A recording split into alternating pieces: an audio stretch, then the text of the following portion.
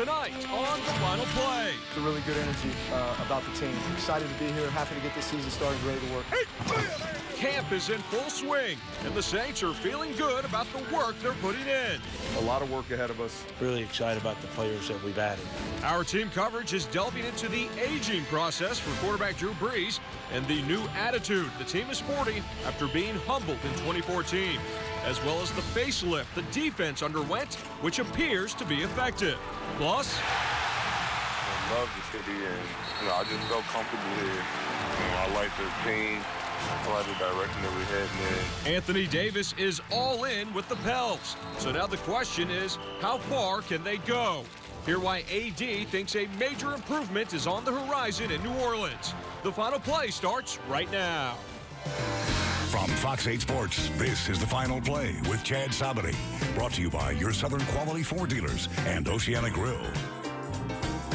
Welcome into the Final Play. The dog days of summer have been replaced with the popping of pads at training camp.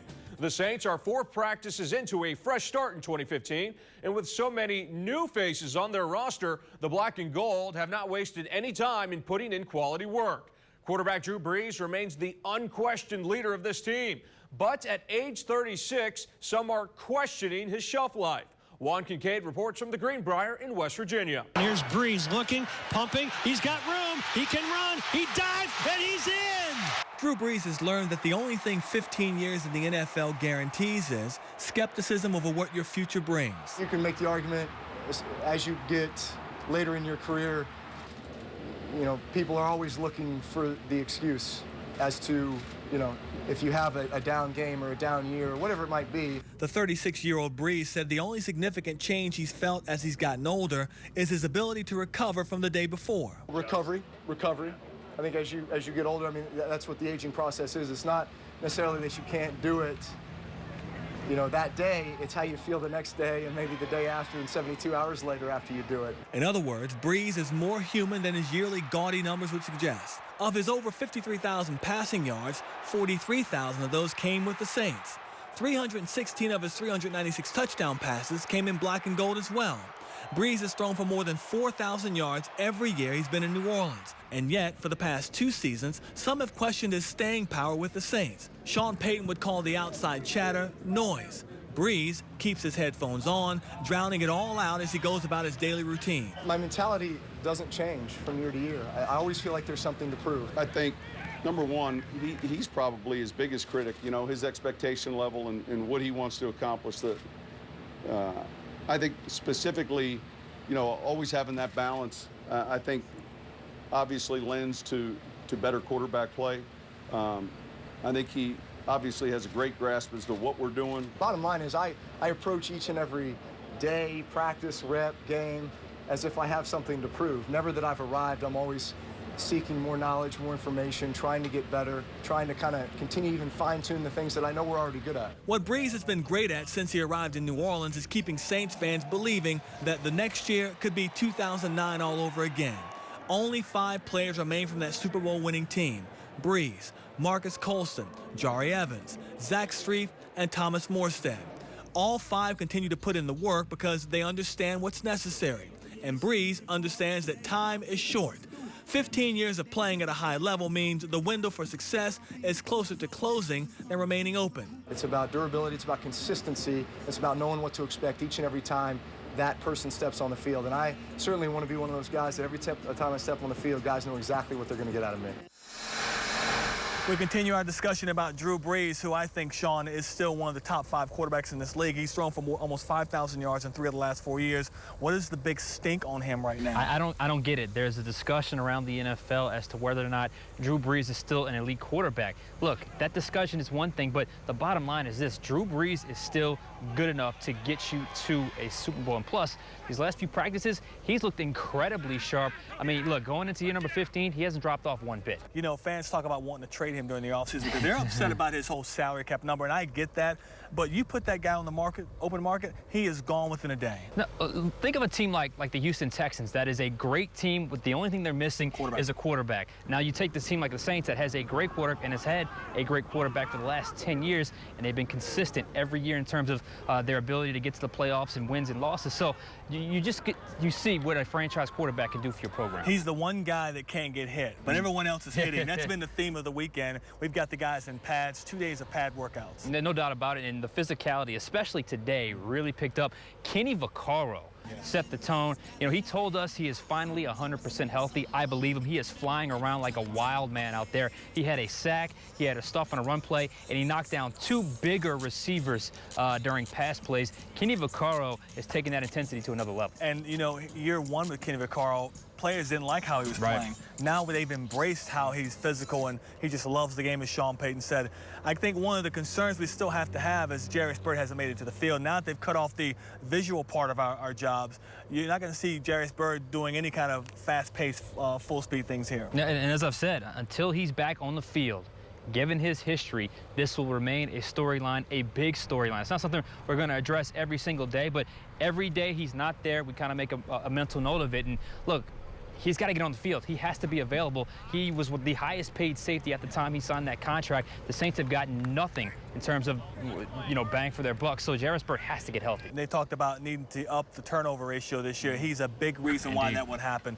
Real quickly, your player that you've been impressed most by so far? Well, there's been a few guys, but as far as an under-the-radar prospect, this guy Bobby Richardson, number 78, has really been played well along the defensive line. He's disruptive in terms of the run game. He's getting after the quarterback. He batted down a couple passes. So an undrafted guy, I had no idea who he was before this camp, is Bobby Richardson. I think that you've had a number of players that have really shown well in this camp. I think at Brandon Coleman, I think he's played up to expectations his second year. He understandably came in last year, was very raw, but the Saints saw something in this kid. Indeed. You can't teach size, first of all, and he has shown some very good hands in training camp, which is a blessing for this team right now because they're without Marcus Colston. Indeed, and Brandon Coleman has been, I mean, the leaps and bounds from year one to year 2 has been amazing. He is so much more comfortable, and when you're comfortable, you're confident, and he's making plays with confidence. You got something coming up next segment, right? We do. We're going to talk about the shift back into a winning philosophy, the 2006 mindset, if you will. We talked to a couple of leaders of the Saints team. Very good. Looking forward to that. He's Sean Fazan. I'm Juan Kincaid, the Greenbrier with the Saints. We'll see you in a few minutes. Last fall, Mark Ingram enjoyed a career season across the board, from attempts and rushing yards to touchdowns and receptions. Here in 2015, Ingram wants to continue his upward trend. It's all about balance for the former first-round draft pick, who was not only productive but durable last year, logging a team-best 226 carries in 13 games. He came up just 36 yards shy of his first 1,000-yard campaign. And if he stays healthy, he's got a good shot to hit that plateau this fall. The franchise rewarded Ingram with a 4-year, $16 million deal in the offseason, and the 5th-year running back says he just wants to show everyone that, yes, he can do it all. I want to contribute in every aspect, running the ball, catching the ball, screens, running routes, whatever, picking up pass protection. I'm a complete back. I've been saying that since forever. You know, that's what I was doing, and ever since I was little. I mean, each week, depending on the plan, you know, we try to package plays, you know, formationally as well as what we're trying to do scheme-wise. But you know, he does have that versatility. You know, the challenge every week is just looking at the plan going into the game you're going to play and then trying to look at what personnel groups you want to utilize. But, you know, they're different type backs, and yet, you know, our job is to take advantage of what we think they do real well.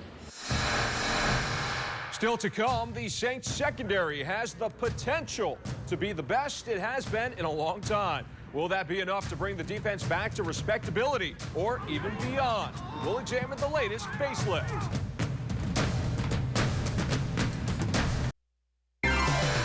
You're watching The Final Play.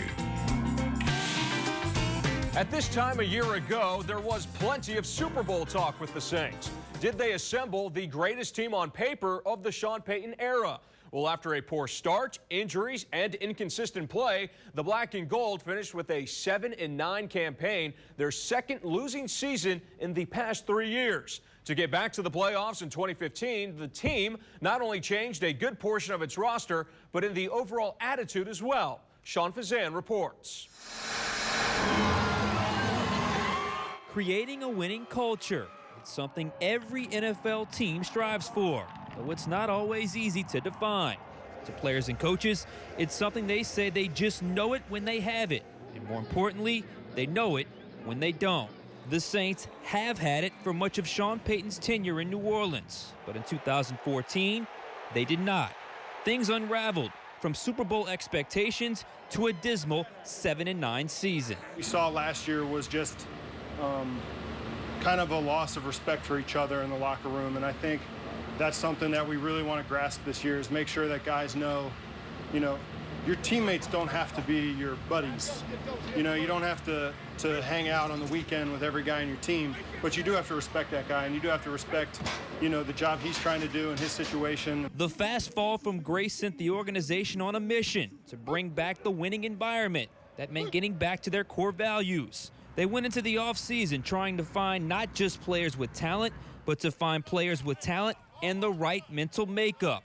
Call it the 2006 blueprint to a successful 2015 season. You almost have to kind of rewind, start back over, like in 06, where, man, we're coming in, and it's like a clean slate, start fresh, everybody has something to prove. Man, we're here to compete, we're here to grind, and don't take anything for granted as far as what guys should or should not know. Pretend like this is the first time you're telling everybody. And for the leaders of the team, that means addressing situations before they become a problem and making sure details are always paid attention to. The real thing is, hey, let's just be very vigilant that if we see something that isn't right, we just address it. And if you just make the policy that no matter who it is or what the situation, you address it. If it doesn't look like what we want it to look like, then we'll be fine. Drew Brees' message was even simpler. The bottom line is this, is that everybody just needs to look in the mirror. It's about trust and accountability, and each guy has to hold themselves accountable and say, am I the type of teammate that I would want to have? And if you ask yourself that, and if you're not happy with that answer, then you need to make some changes for yourself. And if you're not willing to make those changes, then you don't belong. As for Junior Gillette, the former Saint turned Washington Redskins linebacker, he continued to cause a stir in his very first day in burgundy and gold. Gillette officially signed his one-year deal Friday with the Redskins before taking the practice fields. Then, in an interview with Washington area media, Gillette said he's ready for a new start, but one particular comment drew everyone's attention. I'm just blessed and grateful to just be a Skin. I just want to just move forward and not worry about the past, but what's ahead of me. I like the fact that, Scott was honest and upfront with me and told me, what he wanted out of me, what he expected out of me, and was just honest. And I loved it, I loved the honesty, and he shared the same passion, enthusiasm that I had. And I'm just thankful to be with such a functional organization. Coming up, Gillette isn't the only goner off the Saints defense. See how the up and down D has been retooled once again with a heavy emphasis on one unit. And still to come, Anthony Davis has made a major commitment to the Crescent City. Hear why the superstar saw his decision as a simple one.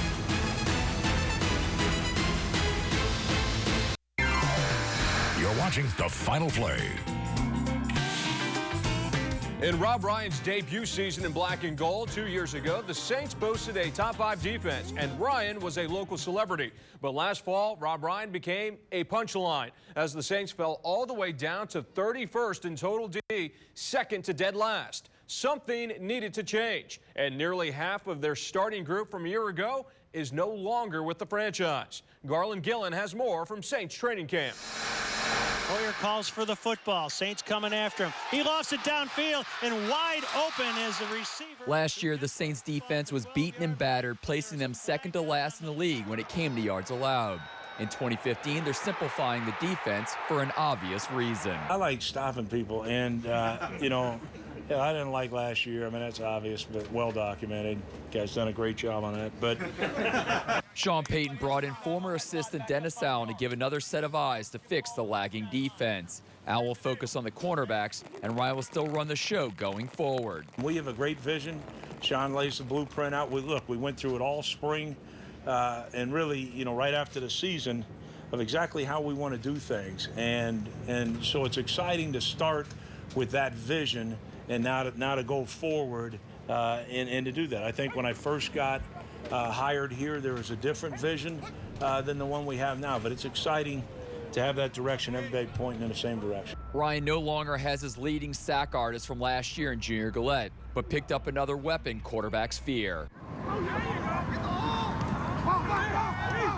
With Brandon Browner in the Saints secondary, the black and gold now possess one of the top corners in the NFL. He left the Super Bowl winning Patriots to come play in the Big Easy, and the reasoning was all about math. Man, this is a business, man. I wasn't disappointed at all. When they asked me to take a pay cut, you know, it was time to get up out of there. Browner owns 2 Super Bowl rings, winning the title in back-to-back years, first with the Seahawks, then the Pats. Looking at number 39's imposing stature, it's understandable why he's a shutdown DB. You don't see too many 6'4" corners, but you know, here again, here's another guy that he's an extremely hard worker. He competes on every single play, and you know, when you're that way, you know, you got a chance to have success. But yeah, I mean, you don't see too many guys with that type of length and that type of size.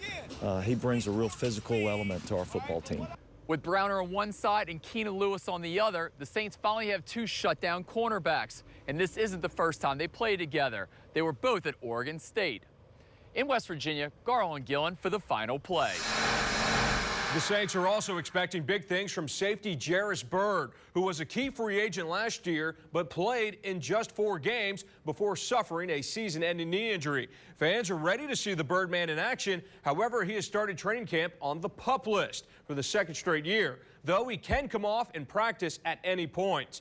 Meanwhile, third-year pro Kenny Vaccaro is looking to recapture some of the magic from his rookie season of 2013 when he became a hard-hitting mainstay in the Saints secondary.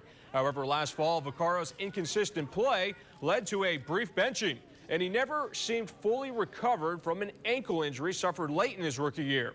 Sean Payton said that Vaccaro will play mostly at strong safety, but also could play a lot closer to the line of scrimmage. I love competing. I love covering anyone. I love being in the fire. That's my game. Relentless. That's just me. And we're built to do it. We got 2 great press corners, and we're going to do a lot of it. Kenny Vaccaro is a hell of a football player, so I mean, you can line him up backwards and he's going to be able to go. But you know, we love him, and I think you know, this style of play is definitely going to be great for Kenny. Like we said last year, everything looks good on paper, but it's all about when the pads come on and the lights turn on. So we just got to keep working, man. We're an unfinished product right now. There's another installment of training camp game plan next Thursday at 10:35. And then the following Thursday, it's time to kick it off. August 13th, it's when the Saints kick off their preseason against Baltimore. Tune in to Fox 8 for all of your pregame and postgame action. And still to come, Anthony Davis said it was an easy decision to extend his contract here in New Orleans. Find out what sold Davis on working with new head coach Alvin Gentry coming up next.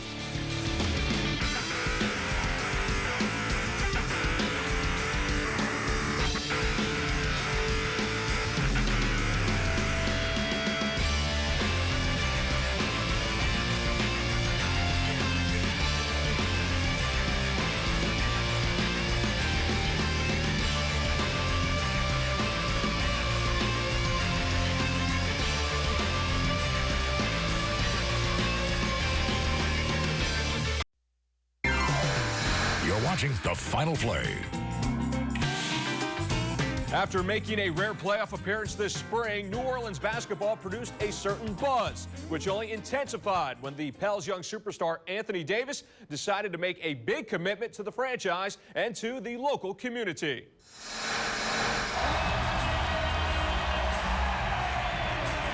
When Anthony Davis and the Pelicans agreed to a new long-term extension, the future of New Orleans basketball took another step forward. After making the playoffs for the first time in 4 years, the Pels can now boast an MVP candidate who plans to stay put in the Big Easy. You know, I love living here in New Orleans, love playing for the city. You know, love the city, and you know, I just felt comfortable here. I like the team. I like the direction that we're heading in. You know, I like the guys that playing by my side. So I felt very comfortable here, and I got a lot of trust in our organization and what they're doing, and know that they're trying to do their best to put us in a situation to win. So I thought that was the biggest thing for me, and decided that I want to stay here. Having Anthony sign and not having to worry about him possibly leaving, it was great. To have that security that he has is amazing, and I hope he's here for however long this team is here. I just want to see him in his career here. He's a great player, he's a great talent, he's a great person. So I'm really proud of him, and that's a pretty good contract. The biggest change for the Pelicans this offseason came at the top, with Coach Alvin Gentry taking over the team. But continuity was key as the Pels brought back nearly their entire roster from last season. Coach Gentry, after the finals, had called me, and we were talking about the team. Talking about my individual game, how he wants me to play, and et cetera, et cetera. And, he said that we had a great team. He loved our team last year. Of course, guys were hurt, so it was kind of tough, but he stated several times he loved our team, and was going to try to get everybody back. I couldn't agree more. We got that chemistry, and so it's going to be a lot easier, going into the new system, especially knowing how a lot of us already play. And Gentry will add to what's already there, using his up-tempo style to maximize the club's offensive potential. I definitely love his playing style. I seen him coach at Phoenix when he had Steve Nash and Amari. The way he was a big part of Golden State. He was a big part of the Clippers. So he's a great coach. He proven he can coach players. And from what I heard, everybody likes him. Everybody loves him. Everybody thinks he's gonna help us out. Like I said, it's all about the organization. I trust our organization. I trust what they're trying to do. My teammates, they have a lot of confidence in Coach Gentry, and I think that's why everybody's coming back. But the biggest key was retaining the services of a young superstar in Anthony Davis, who received his first taste of the NBA postseason this past spring and knows he won't settle for anything less. Like I said, I loved it here. My first 3 years here was amazing. We got better every year.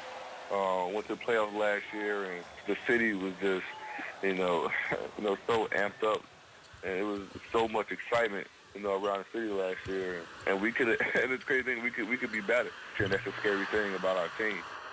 That will do it for this week's Final Play. Make sure to catch gameplay on this Thursday night, and of course, we'll have all of your Saints coverage each and every day from training camp in West Virginia. Our next newscast begins at 4:30 a.m. Have a great night. The Final Play was brought to you by Southern Quality Ford Dealers and Oceana Grill.